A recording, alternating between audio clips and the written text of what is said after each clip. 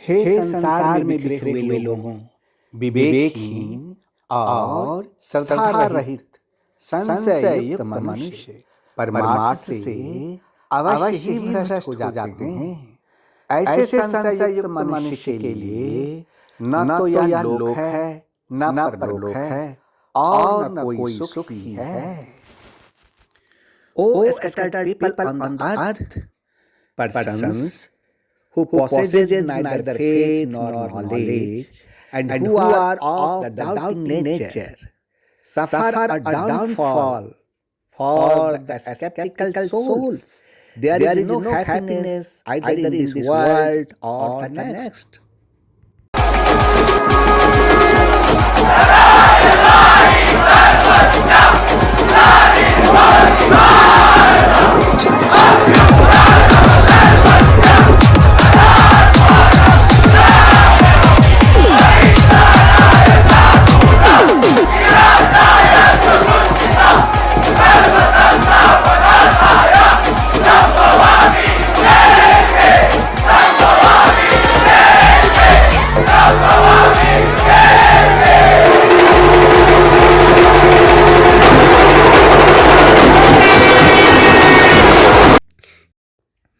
हे मनुष्य, शाम हर रोज बदलती है, किंतु हजारों साल बाद भी गीता का ज्ञान नहीं बदला। ऐसा ज्ञान जिसके आगे और जिससे बड़ा कुछ भी नहीं है। ईश्वर को प्राप्त हो जाने से बड़ा कुछ भी नहीं है। यह मनुष्य की सबसे बड़ी उपलब्धि है। जो पुरुष अंत काल में भी ईश्वर में ही रमन करता हुआ शरीर को त्याग देता है, वह ईश्वर के साक्षात स्वरूप को प्राप्त होता है। यह नियम है कि ईश्वर के ध्यान के अभ्यास रूप योग से युक्त दूसरी ओर न जाने वाली निरंतर चिंतन करता हुआ मनुष्य साक्षात ईश्वर को ही प्राप्त होता है। इसीलिए यदि ईश्वर से मिलना होना अथवा ईश्वर को प्राप्त होना तो ध्यान योग कीजिए। Oh man, evening changes every day, but even after thousands of years, the knowledge of Gita has not changed every day. The knowledge of Gita, beyond which nothing is greater. There is nothing greater than anything God.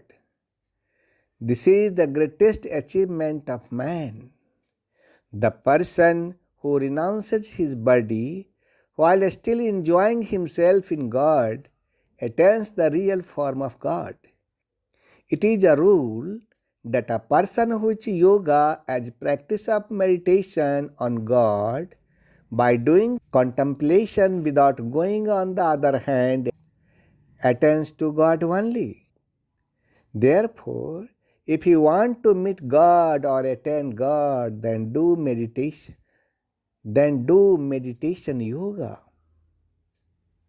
हे मनुष्य, केवल एक ही ईश्वर में श्रद्धा और समर्पण का संदेश देने वाली ईश्वर पुत्र आदि श्री अरुण का रेडिएंट उपदेश ऑफ गीता सबको पवित्र करने का खुला आमंत्रण देती है।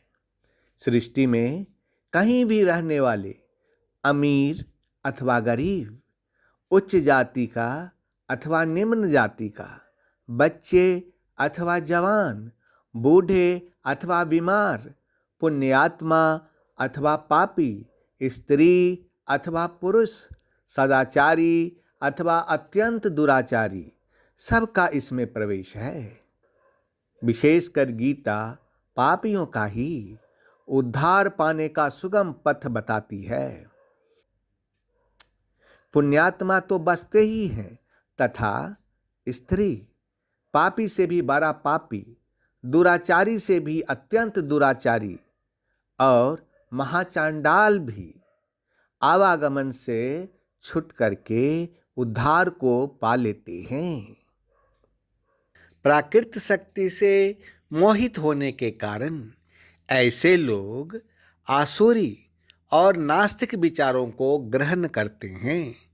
इस मोहित अवस्था में उनके आत्म कल्याण की आशा निरर्थक हो जाती है और उनके कर्म फल व्यर्थ हो जाते हैं तथा उनके ज्ञान की प्रकृति निष्फल हो जाती है। ये लोग जिनकी बुद्धि नास्तिक विचारों के पक्ष में हैं, इन सिद्धांतों का जो कोई नास्तिक विचार के सिद्धांतों का समर्थन करती है, वे माया शक्ति से मोहग्रस्त है। ऐसे लोगों के लिए मैं तो यह कहूँगा कि ऐसी दार्शनिकता को जो स्वीकार करते हैं वे आसुरी प्रवृत्ति वाले होते हैं, क्योंकि वे परमात्मा के साकार रूप के प्रति अपने हृदय में दिव्य शुद्ध भाव को प्रश्रय नहीं देते। इसीलिए वे उनकी भक्ति में लीन नहीं हो सकते। किनकी भक्ति में? ईश्वर की भक्ति में। अर्थात वे ईश्वर की भक्ति में लीन नहीं हो सकते। इसके अतिरिक्त क्योंकि भगवान के निराकार रूप की आराधना करना अत्यंत कठिन होता है, इसीलिए वे दोनों में से किसी एक का भी आराधना नहीं कर सकते, ना तो साकार रूप का और ना तो निराकार रूप का, जिसके परिणाम स्वरूप वे आत्मिक उत्थान के मार्ग का अनुसरण करने से वंचित रहते हैं। माया शक्ति के अस्थायी आकर्षण से मोहित होकर उनके आत्मिक कल्याण की आशा व्यर्थ हो जाती है। किंतु महान आत्माएं जो मेरी दिव्य शक्ति का आश्रय लेती है, वे मुझे समस्त सृष्टि के उद्गम के रूप में जान लेती है। वे अपने मन को केवल मुझ में स्थिर कर मेरी अनन्य भक्ति करती है। नमः।